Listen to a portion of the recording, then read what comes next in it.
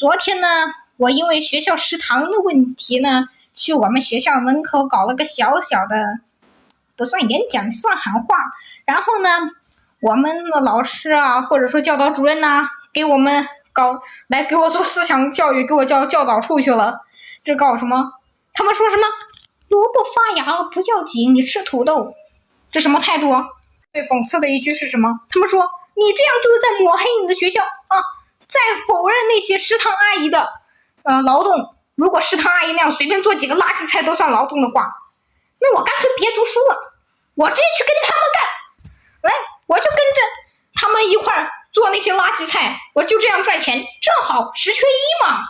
学校啊，就跟看我们是小孩子一样好欺负似的。我跟你们说说，学校都给我们吃到了些什么。首先，没熟的破腿头，扎一扎，你不使劲它还扎不穿，一晃一晃它都晃不下来。然后再看这番茄，来切成这样的，然后再看，梗都不去，这给我们吃什么？养牲畜呢？把学生们都养成了畜生，好犀利的一句话呀！您现在看到的这个孩子啊，今年只有13岁，他是杭州一所小学的6年级学生，网民啊都亲切地管他叫小孩哥。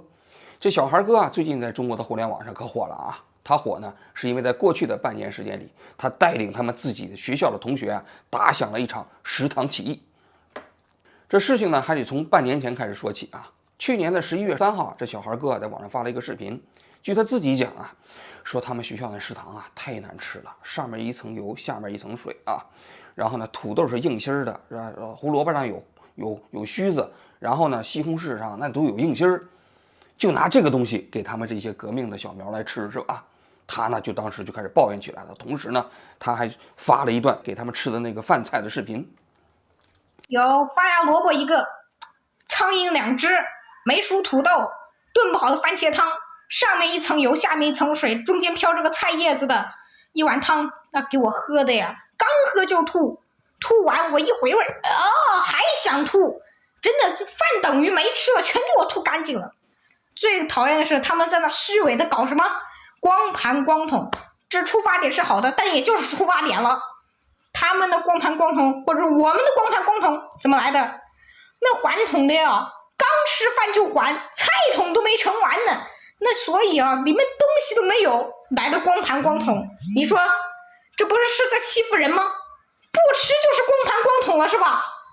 所以说嘛，这周6啊，我还要干件大事，我不止于这种小型的小规模的去宣传之类的，所以说关注我吧。他做完这一切之后呢，还带领自己的小伙伴啊去举报，举报完之后呢，他还在学校门口啊搞了一次演讲。我说这小孩哥确实是可以啊！我想想我13岁啊，上小学5年级6年级的时候啊，别说在学校门口演讲了，我在班上说话我都脸红，不敢讲。但是你看看人家已经开始在众人面前开始演讲了。你要知道啊，要想搞一场革命起义啊，你就得有这种组织动员能力。你想想当年那个朱德是吧，打响8·1南昌起义第1枪，他不也开始搞演讲吗？号召那些工人、农民跟他一起干，是吧？去向那个国民党那个反动派去斗争。你看人这小孩，人家搞的这个食堂起义也有这一套，是吧？既有事实，还有动员，还有组织。他这么一搞，那学校就有点紧张啊，于是学校就搞了一个调查组，据说呢查了一下，就给这个小孩回复了，说这食堂里的饭菜都没问题，说那土豆是有点硬，那胡萝卜本来就有须子，那西红柿里头有点硬心也正常。要我说啊，这学校的回复呢是多少有点不太合适，为什么呢？你想想啊，这胡萝卜上有须子是正常，但这个胡萝卜的须子应不应该出现在饭菜里呢？给学生们吃是不是正常呢？那我觉得好像不是特别正常，是吧？所以我觉得这小孩当时的抱怨呢，还是有一定的道理啊。咱也不能说完全都要有道理，但至少这个回复上，我觉得不是特别妥当。但是这个回复之后啊，据说小孩哥的几个革命同伴们就受到了压力啊，老师们就找这些小学生他去谈话，而这小孩哥的压力就更大了。他最大的压力啊，来自于他爸。他爸据说有一天回家之后，就明令他必须把视频给删掉。就在饭桌上，这小孩哥呢就把他和他爸之间的对话全部偷录了下来。领导除此之外还说什么了？以后不要发展这种东西啊！那还说什么了？这样对你不利。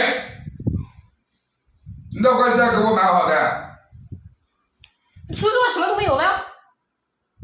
领导要说辞掉你吗？没有。那没有啊，学校就是在给你施压力，他们就是看着不顺眼了。我让你删掉，你听到了没？人是自由的。你把它删掉，我跟你说。你的话太过激了，对不对？厅长，我们领导说了。厅长，我现在只要按一下这个按钮，我的账号会没有，但我视频永远会留着。你把视频删掉，账号你留着不要紧。但我现在，如果你强求我这么做，我让视频永远留着。你留着我也可以叫人家来删。你删不掉，因为我账号就会没有。怎么会删不掉？我当时我们说的叫王金山删不掉。派出所没有权的，公安没有权的。反正我现在我是不会删的。给我删掉。我不。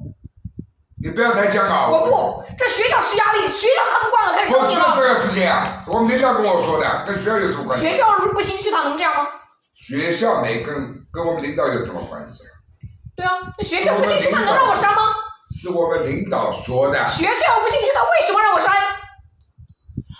我们领导说的，怎么是学校说的呀？对，那学校为什么要让我删？学校不就心虚了？我跟你说，这个对你小孩子是不利的，我们领导说的，听到了没有？不利的事也总有人要做。不是你这个年纪做的，好不好？听到了没有？等我18岁了，等你老了，我照样做。好吧，你现在先删掉了。我不。以后你成熟了，你就不会做这个事。我不。你不是不是啊？你不是不是啊？我现在跟你说清楚了，把我删掉。你不要我不啊！你把视频删掉。我就死扛到底。好吧，你找吧，这个手机我收掉了，给我。要我说这小孩哥啊，这个有点素质啊，将来有可能可以当记者。你看他跟他爸聊天的时候，他敏锐地意识到这场谈话非常有价值，非常重要，拿起手机就给偷录了，而且偷录还没对准他爸，对准的都是饭菜。那你想想，这都很有偷录经验的。在这段视频里头，大家都听到了，他爸讲的意思就是说，你这么搞，你在学校里将来人给你穿小鞋。他们单位的领导已经跟他说了，他说你这么搞的话，对你孩子将来不利。这小孩哥就不能理解了，说他单位的领导是让他辞职吗？如果不是让他辞职的话，那是压力是不是来自于学校啊？他觉得不可理解呀，不就是提了点饭菜意见吗？怎么闹这么大动静啊？这小孩呢，这个犟脾气也上来了，说就是不删，我哪怕这个账号不要了，我也不删。他爸也生气了，上去说你将来长大成人的时候，你爱怎么着你就怎么着，现在你就得听我的，上去抢小孩的手机。整个这过程还真的挺精彩的，这小孩就把这段视频呢给上传到网上去了。要我说，他爸啊，可能是对互联网也对这个手机不是特别熟悉啊。你虽然抢走了小孩的手机，你也没有拿走他的视频，是吧？你这小孩现在在 B 站是个 UP 主呢，是吧？结果这小孩上传这个视频之后呢，还多了个心眼儿，他就号召啊，他看到这个视频的人呢，尽可能的转发到别的地方去，最好是外网。大家将我的视频转载到任何地方都行，最好是外网 ，TikTok、推特、Uboot 都可以。记住了，我的视频随时都会被删除，账号也可能不在，是学校要求我这么干的。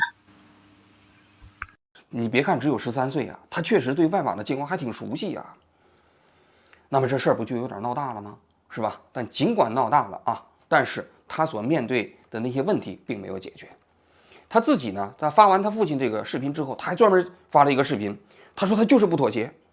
上一次我把学校给举报了，主要就是因为学校食堂的一些饭菜有卫生问题，但是后来呢，我爸把我给训了一顿。主要问题呢，是因为也不能说什么问题吧，因为在我眼里那不是。主要呢，就是因为我把这件事情让其他人知道了，他觉得呢这是不好的，让校领导知道了怎么办？这样的话不给我穿小鞋吗？其实我爸说的也没错，毕竟他也知道这穿小鞋意味着什么意思嘛，我也知道的，觉得这样不好。但我觉得这种情况我不应该怕他，更应该去抵制他。国际歌叫我们怎么唱的？满腔的热血已经沸腾，要为真理而斗争。那么现在真理在哪儿？一个学校食堂有问题，它被举报，它是必然的。那为什么要给我们穿小鞋呢？我忘他，他也不敢，他不可能把我吃干抹净，扼杀在某一个地方。既然说被个人知道了，让校领导知道了是不好的，那我更不慌了。我现在拍这视频就是要让他们知道，有这么一个男孩，他敢为了真理去面对一些事情。其实啊，这个小朋友，我估计他可能第一次体会到了体制的这样一面墙的感觉。为什么？就中国这个体制啊，在很多的时候，它有一个自身运作的逻辑，它对那些负面信息反馈啊，实际上是没有什么这个正确的表达，或者说畅通的表达方式的。你提意见你可以提，但是我就是不改，因为那里头背后可能是一套利益勾结的。那你小孩你提一个意见有什么用呢？所以这小孩虽然坚持，但最后呢，实际上他反映的食堂问题也没解决。事隔几个月之后啊，他有点心灰意冷，他说了：“是的，我停下了。为什么这方面停下？因为学校这件事情，它是我生命里面一个部分，我没有持续下去的想法。那么这原因有2个，其一，干了没用。我每一次搞这事情的时候呢，学校都是开一个会，然后讨论一下，搞得好像这件事情解决了，然后给我一个反馈，然后呢，就是说我们已经开过会了，没什么可说的。开过会它也不解决，永远都是这样。会里面嘛，套话连着套话，没什么用。那么其二，没人跟我一起。最开始还是有人跟我一起搞这事的，但是后来那位同学他，因为是从犯，而且是第一次，我惯犯嘛，所以学校没怎么管我，觉得我已经管不住了。然后他们，领了一个处分，班级处分啊。虽说这班级处分其实就是一个威慑，屁用没有，但对他打击挺大的。所以说我也不想连累他们，他也不想再跟我搞了嘛。但是我也不会就此停下，因为我作为一个学生，我不会容忍自己生活在这么一个垃圾的环境之下。不过我毕业之前我是不会有任何想法的，反正做了都没用，也没人跟我一起。就是人家不解决嘛，再加上考试也要相近了，再加上他那几个革命伙伴都被老师给警告了，班级的警告。那班级的警告虽然不是处分，那对于这些小学生来说压力也是巨大的。所以他最后呢也感叹呐，这个起义之不易啊，最后呢可能就不了了之了啊。但这个事情呢，到了今年5、6月份的时候啊，就不知道什么原因呢，就被其他人转到其他的网络，慢慢就火起来了，引起了主流媒体的关注。这主流媒体一报道说，你看这小学生提意见，这学校怎么还没反馈呢？于是就有媒体找到学校，这学校就接受媒体采访，这学校又紧张了，又成立了一轮调查组。就跟这个媒体解释说，饭菜确实没有问题，但是这个孩子可能多多少少有点问题。这孩子啊，平时在学校里挺上进的，挺积极的，但是呢，在网上天天传播一些负面信息。这学校里老师就讲，他说我们就劝这个孩子啊，这个平时多关心学习，不要上网。然后呢，我们也没有处理他，只是说私下对他的进行了一些沟通和批评啊。我听着老师的意思啊。就是说这个孩子啊，就给学校抹黑了，按照规定应该处理他，但是只是出于对这个孩子的爱护啊，没有处理他，属于法外开恩。我其实就不太明白了啊，一个小学生给自己学校的食堂提点意见，把他发到网上，他怎么就违反了什么规则呢？是吧？为什么说没有处理他，还算是一种法外开恩呢？但不管怎么说吧，这事情到此为止。这小朋友叫小孩哥，在互联网上算是火了起来。他现在在 B 站上已经有30多万的粉丝了。说起这个小孩哥啊，我看了一下他的身世啊，还挺令人感慨的。就他自己啊，在一个帖子里曾经讲过，他的家庭不是特别幸福。他的父亲呢，好像是还在外面有外遇，他妈妈呢欠别人的债，好像也跟一些人呢有交往啊，所以父母2个人在家里头啊经常打架，关系也不是特别和谐。然后呢，他从小可能没有获得多少爱。他在那个帖子里头就讲到，他有一次他自己躲到房间里，把房门锁上，他不愿意面对他自己的父母。他自己啊就在那儿讲，他说他们实际上是没有资格做父母，你们自己把自己的婚姻过得一团糟，还平时对我这样的一个孩子提各种各样的要求。说句心里话，我看到那篇他自己写的帖子之后啊，我心里挺不是滋味的，因为这个孩子啊，没有体会到多少家庭的温暖。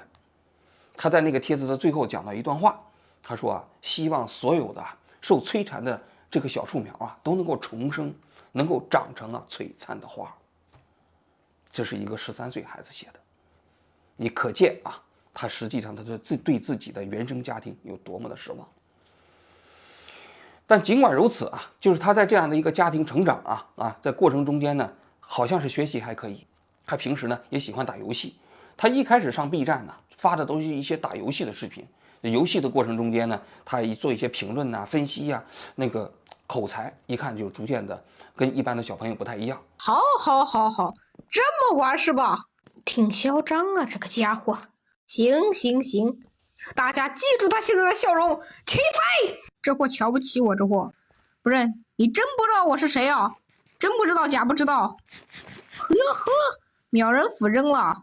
战神起跳，坐下，完全胜利。视频看完了，现在进入广告时间。UP 主最近抽空建了一个 QQ 群，叫做青年思想，主要以探讨一些话题为主。现在还没有人，赶紧加入进来，为自己争夺一些发言机会吧。现在就可以向 UP 主索要私信，UP 主拉你进来，赶紧进群来把玩可爱的 UP 主，不是和 UP 主一起探讨一些人生哲理吧。非常利索，没有什么废话，而且还充满了机智和幽默。这跟他父亲之间就有一些冲突了吗？他父亲就不愿意让他打游戏吗？我看到这一点，他给这父亲还专门写了一个帖子。这帖子就是说，我打游戏是打游戏啊，但是我可没有耽误学习啊，这是我的爱好，我不能放弃啊。他把这个帖子写成了3片纸，写完了之后呢，就放在了他爸爸抽烟的一个烟灰缸的下面。我说这小孩真的是挺聪明的，为什么？他的言下之意就是说，你身为老爸，你自己抽烟这种坏习惯，你不也坚持着呢吗？我不过就是打一个游戏，你就对我这种横加干涉，你心里你仔细想想，你过得去吗？不知道这个孩子是不是因为他家庭这个环境中间让他更多的思考他在这个过程中间很早就体现出来了跟其他孩子不太一样的禀赋。所以在过去的半年的时间里头，他因为就是这个跟学校在食堂的问题过程中间发生冲突他也没耽误他在学校其他方面的这个吐槽。你比如说，他就吐槽在学校去让他们去研学，到一个这个研学基地这研学2、3天呢，一个孩子要收500多块钱，他觉得贵，而且到那个研学的过程中间也没什么收获对吧？他是不是形式主义吗？刚学农回来。真的，那学农冤枉钱花的他妈离谱的要命，我花了520，完事呢，学农完我还得写感想，相当于给自己买了个作业，买了一点苦吃。我这学完就给我这俩玩意儿，那一张奖状，一个不是每个人都有的徽章，我要这屌玩意儿有屌用钱花了一点都不值。我现在刚回来那学农那边安检措施不行我带着手机去了3天，他们都没发现。那么这个屌东西，随着我的命运下运河去吧。而且呢，他还讲到这个学校里头各种各样的不正常的现象，比如说，他说这学校里搞这个形式主义，大清早让他们跑操，凛冬将至。我这辈子最讨厌的就是形式主义。为什么这么说？就拿我们学校来举例子。目前凛冬已至，零下7度我们这里。然后呢，我们的学校还让我们跑操，手套不能戴，帽子不能戴，而且那校服必须套在外面。那你说套得下吗？那不能套也得套，那给那冷的呀，大风刮得跟刀片子割了一样我们为什么要这样跑？领导来视察了，给他们装样子呢。这不是形式主义是什么？外面风吹的，就说这手动都不能动一下。有谁知道我是怎么解冻的吗？我去开水间拿了开水给解的。就这学校想把我们往死里整是不是就为了那几个破领导来视察，就把我们学生的命不当命了。还有你比如说学校要求这个学生这个理发，男同学是吧，这头发呢只能抓一把，要能抓住，同时呢又不能太短，又不能露出头皮。那在这个过程中，理的这个过程中，让这一帮小孩就无比痛苦，做不到嘛，就是你要求的这个东西太苛刻了嘛。凡此种种，他都在网上不停的吐槽。还有更严重的，他就说这学校啊，这个卖给他们跳绳，因为这个考试的时候要考跳绳，所以孩子要买跳绳要练嘛。结果这跳绳无比贵，一个跳绳好像100-200块钱。是不是割韭菜割到我们学生头上来了？做的很劣质，电池它塞不进去，绳子呢也很容易打结的，这种东西都敢拿出来卖，真的很难不让人相信是不是学校跟那些商人勾结好，让学生大批量去购买，然后呢就被当成韭菜割。而且他也讲到了他们学校里头平时一些教学过程中间的虚伪。你比如说，他们有一门课叫劳动课，这劳动课他说挺好的，他说劳动课的初衷应该是什么呢？应该是让学生体会到劳动的乐趣，然后呢享受到劳动的成果。但是他们学校的劳动课呢，没有这个环境让大家种树，对吧？他第一课就讲怎么种树，那老师怎么弄呢？他说老师讲完这个种树的过程中间，就给他们布置作业了，让他们回家做这个水果啊，拌盘啊，几种水果之间拌在一起，然后拿过来交作业。他说你说这有什么意义啊？而且呢好几种水果，对不对？对于这一般的家庭来说也搞不到啊，是吧？然后呢手工课里头让孩子们就做那个烘焙。他说那个烘焙的话，他们家里头又没有烘焙机，只有微波炉。学校里头有烘焙机，有烘干机，又不让他们学生用。他说你瞧瞧，纯粹都是形式主义。最后怎么着了？最后就是有一些学生就到网上去买了好的那种蛋糕，然后自己简单加工一下，或者人家是那个经济条件特别好的父母，人家可以帮助这些小学生来做。但他呢，他们没有这个条件，他们家庭没有这样的条件，于是呢那就只能糊弄。你瞧瞧，我说这个孩子啊，他挺不简单的，就是他对这个学校，中国学校里头这种形式主义的教育，这种假大空的内容啊，应该说看的还是非常非常准确的。我自己分析啊，这个小孩哥在网上之所以能火啊，真的还不仅仅是那个学校教育的那个食堂起义的事情啊，他有这么几个方面的特点。第一，这个小孩啊，他讲话的内容非常有色彩，语言非常有色彩。到2年级了是吧？红领巾给你套上，然后你就是少先队员了。这到底有什么意义？我不清楚。在一片片红领巾的海洋里面，显得非常的重复无趣。而坏的呢，也搭一个红领巾，重复，可每一个人都一样，在那片海洋里面隐藏了自己，最后还要接受老师的道德绑架，还有家长的道德绑架。你是一个少先队员了，你得知道什么什么。但是我真的愿意成为那个少先队员吗？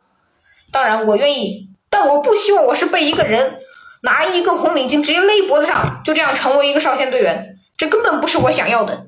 而且他面对镜头的时候非常自然，就是他讲的过程中基本我看也没有剪辑啊。很多大人做 YouTube 做这个 B 站都是要剪辑的，但这小孩几乎很多都是一镜到底啊，跟我一样啊，一镜到底。你想想，那我是练了多少年我才练的这个状态的，但是人家这个小孩哥，人家基本上一镜到底就录下来了。更何况他还挺懂这个网络语言的。我看他有一个视频特别有意思，他给学校提意见，他说我知道你们这些学生啊老师都在看啊，然后他最后就说，老师们你要看到我这个视频的时候啊，你其实就犯规了。为什么？因为你上班时间你看视频，你看手机，你赶紧放下吧。还挺懂得抖包袱的。那我觉得他确确实实能够成为 B 站的 UP 主中间的一个现在的一个30多万粉丝的一个 UP 主，他有他这一套，这是第一点。第二点，他不光是语言有色彩啊，他的认识确实还挺深刻的。他不是像一般的13岁的孩子，甚至他在很多方面的认识程度，在我看来已经超越了很多大人。你比如说他在讲到那学校强迫他们学习的时候，他用了一个词，他说这学校已经管得像一个乌托邦。我所在的学校将会彻底变成一个被彻底管辖的一个乌托邦。尽管这很荒谬，但我还是想说，我们学生在一个校园内没有什么地方可以表达自己的真情实感。写作文我们不能写的太压抑，或者说是按老师的话说就是说写的太负面，太负能量。但是这样的话那也是我们的真情实感。书上说要真情实感，然后考试的时候写作文的时候我们根本不可能表达出来。教育局经常派一些记者来学校里面采访，但事实上，这些记者完全就是跟着老师过了一遍流程，记录了一些完完全全、永远套着一个模板的一套逻辑、一套文字在上面写着，没有任何的意义。学生根本不可能与他们交流，不可能说出他们的真实想法，这根本没有什么意思。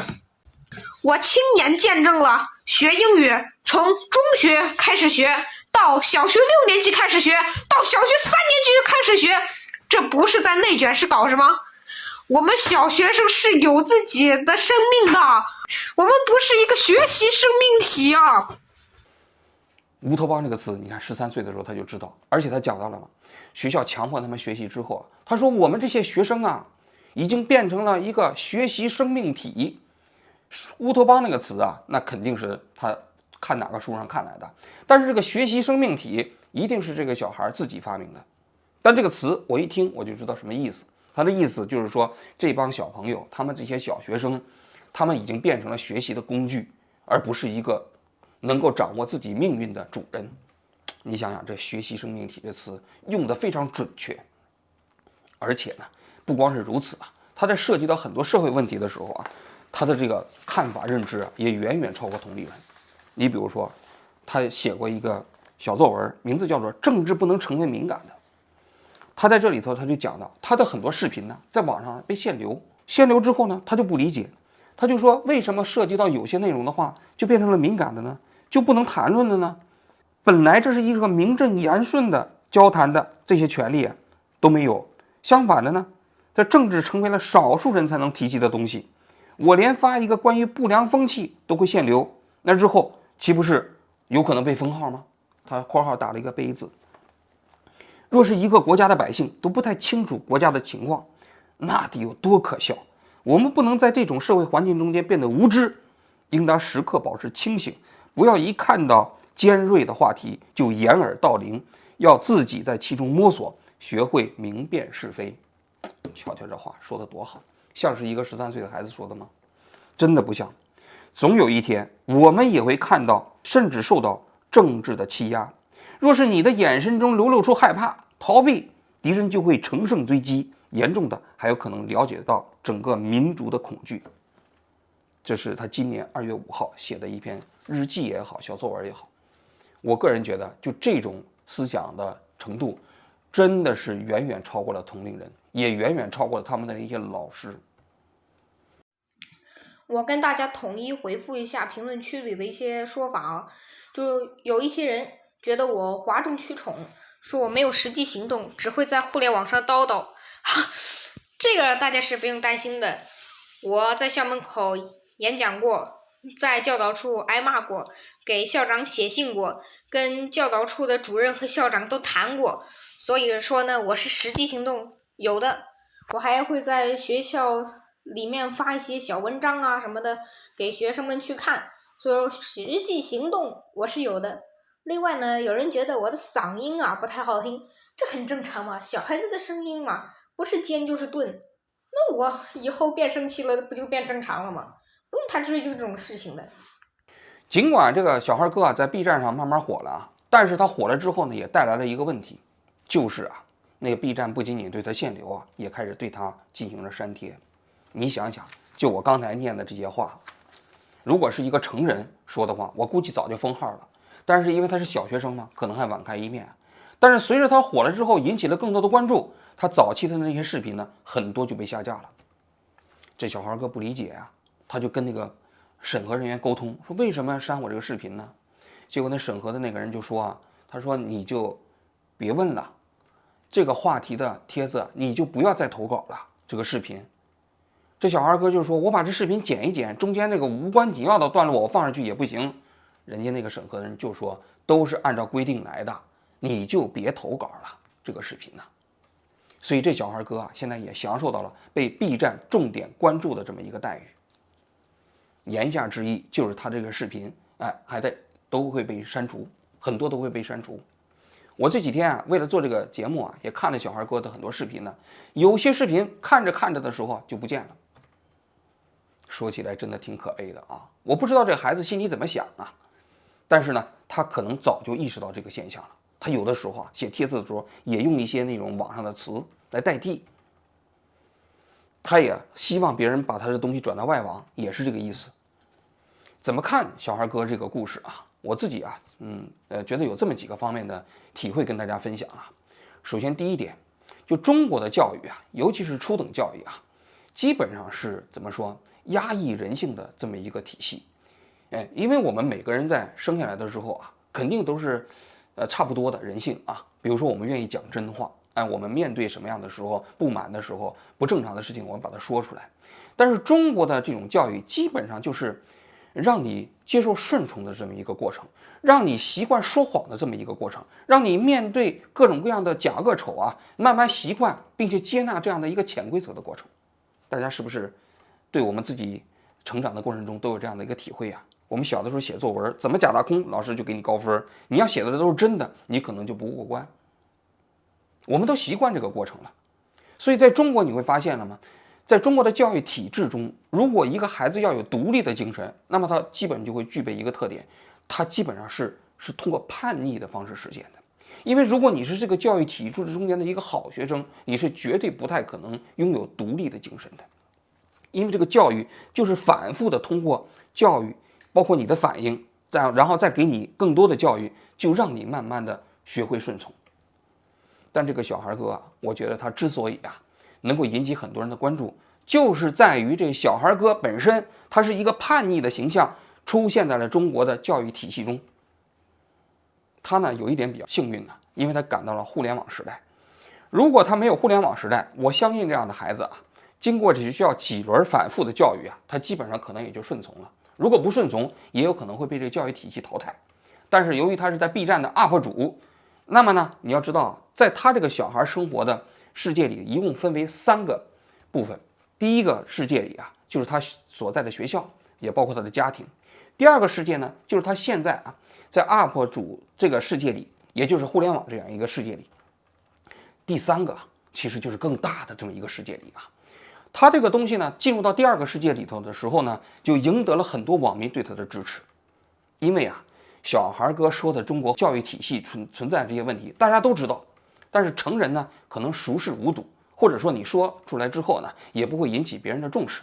但是这个小孩以他自己13岁的这样的一个小学生的身份，把这东西讲出来之后，引起了很多人的共鸣，于是大家给他点赞，给他支持。所以这小孩的叛逆精神，从某种角度来讲成为了一个延续他这种独立精神的一个精神支持力量。但是这仅仅是第2个世界。问题是在这个 B 站之外，还有一个更大的世界。这个更大的世界就是我们每个人生活的这个社会。这个社会说白了，其实就是他们的学校。我们每个人，我们每一个成年人，也不过就是小孩哥在他学校里头那个形象而已。你在这个社会中间，你看到那些假恶丑，你去提意见的时候，会获得积极反馈吗？会表扬你吗？不会吧，甚至可能会收拾你，对吧？当你说真话的时候，你会得到赞扬吗？不会吧，甚至你也可能会遭到灭顶之灾。如果你在网上讲真话的时候，你有可能封号，更严重的就有可能寻衅滋事，再严重的时候就有可能把你抓起来判刑。所以这个学校本身，整个这个社会本身就是小孩哥生活的那种大学校。当他的影响力从那个第2个层次扩展到第3个世界的时候，他由此感到了一种更大的压力。这场更大的压力其实跟他们学校的游戏规则是完全一样的。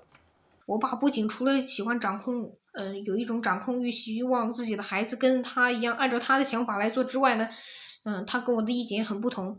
我希望我能在我还能说话，能多说话，需要承担的法律责任还少的时候，能多说一些，多做出一些我想做的事情。但是我爹却觉得我这种东西就无异于自杀。好吧，他确实说的有些道理，但是他给我的感觉非常不好，就像是我做的这一切完全都是自找的。但是我觉得我做的这些，起码在近1年，我做的这些并不是没有意义，我从中收获到了很多。说实话，我在这方面是很不幸的，但同时又有点幸运。幸运是因为我比其他孩子早一些懂了这些，但不幸的是，其他人若是懂的话，大概会在15、16青春期的时候，但是我现在只有13或者说14不到一点，这就导致我挨骂会早一点。所以说我可能这种想法破灭的也会早一些。我不确定我还能坚持这种想法多久，也许我能坚持这些想法，但是我就是因为了这些事情磨平了棱角吧。我不知道这个小孩哥未来的命运如何啊，因为他今年暑假的时候就要毕业了，小学要进入到初中了。进入到初中之后呢，一方面啊，他的学业会变得非常非常的重，另外一方面呢，当他的影响力扩展到我刚才说的第3个世界的时候，他会感受到远远超过他们学校的压力，因为学校毕竟还仅仅把他当做一个小学生，而这个社会呢，会把所有反抗的种子都掐灭在萌芽里。不管你是一个孩子，还是一个成年人，那是杀无赦的。所以啊，我觉得这个小孩哥的视频呢，从某种角度来讲呢，他就像那个《皇帝的新装》里头那个孩子一样。当这个社会所有的成年人都说你看那个皇上穿的衣服特别的漂亮的时候，他呢，他说那就没穿衣服，他就是这样一个形象。但是他的下场呢，我们不知道，因为那个皇上啊，把那个当年说他没穿衣服的成年人都杀了，但是对这个孩子呢，会网开一面吗？还是会将来在某一天等他长大的时候也把他杀掉呢？那我就不知道了。但是我知道的是，这事关这个孩子未来的前途，也事关整个社会的前途。我看到这个小孩哥啊，有一个视频呢，我特别感慨。他呢有一天啊，用纸啊包着一个鸟的残骸，回到了家。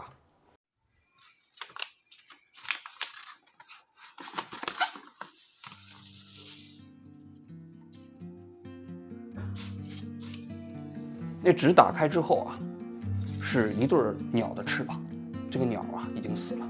他自己讲，这是他从学校带回家的。我觉得啊，这小孩哥内心呢，或许啊，其实意识到他就是那只鸟，或许生命不在了，但是他的翅膀还在，梦想还在。好，我今天就讲到这里，谢谢大家。他们说你这样就是在抹黑你的学校啊，在否认那些食堂阿姨的劳动。我跟你说，这个对你小孩子是不利的，我们领导说的，听到了没有？不利的事也总有人要做，不是你这个年纪做的，好不好？你把视频删掉，我就死扛到底。好吧？你走吧，这个手机我收定了，给我。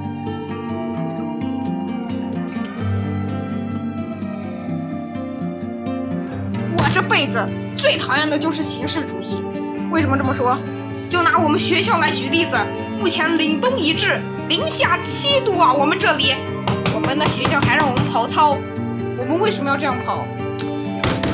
领导来视察了，给他们装样子呢。到了2年级了是吧？红领巾给你套上，然后你就是少先队员了。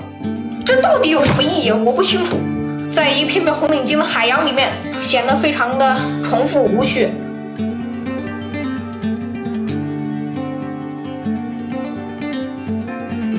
将我的视频转载到任何地方都行，最好是外网 TikTok、Twitter、Ubot 都可以。记住了，我的视频随时都会被删除，账号也可能不在。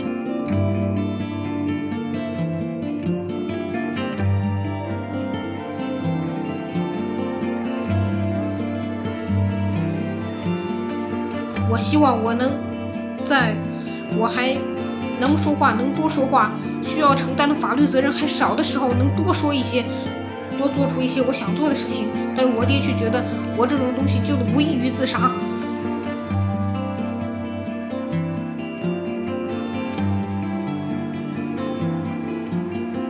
我要珍惜这段能说会道、能多理解、多思考，以及还活着的时候，说这些话能活着的时候。